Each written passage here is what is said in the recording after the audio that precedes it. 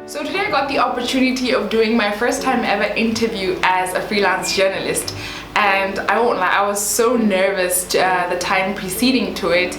I did a lot of research and I watched a lot of videos, and I came up with 5 interviewing tips that I thought I'd share for all you upcoming public speakers. And not only public speakers, if you are a person who's a journalist or doing research on a project at school or anything to do with critical thinking or asking questions, I think these 5 tips will be helpful to you.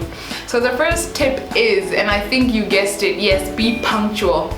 I learned that in business, to build a corporate brand, you need to be on time, because time is something that we all don't have. If you're gonna come to an interview and be late, that just sets the wrong tone. So that's it.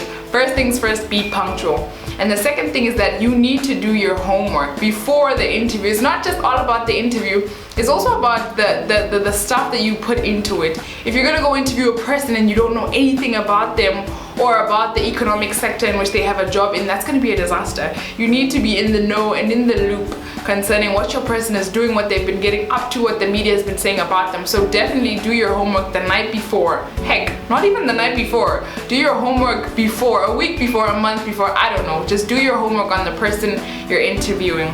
The third tip that I'd give is that you need to listen.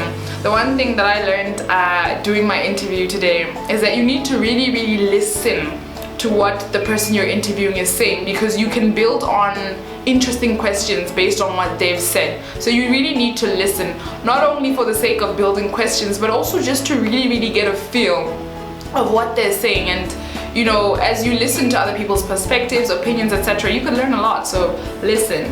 Another thing I feel is very critical in terms of interviewing skills is the need to connect. I squint my eyes when I say connect, because I feel it's a very important tip, in the sense that sometimes I've seen interviews, especially in our country, whereby it's like a boring, dull, stale question and answer session. Oh, what do you do? How long have you been doing this? What challenges have you come across? It gets boring because it's just a back and forth of questions.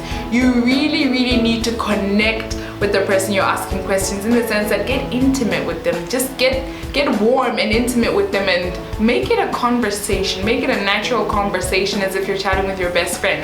And the last tip that I think we all need to have as interviewers is the need to have a warm, welcoming spirit and aura. Because the last thing you'd want is for the person you're interviewing to feel intimidated, or to feel just intimidated. In fact, that's just the word I'm looking for. You just need to create a warm, comfortable environment for that person, especially depending on the type of interview you're having.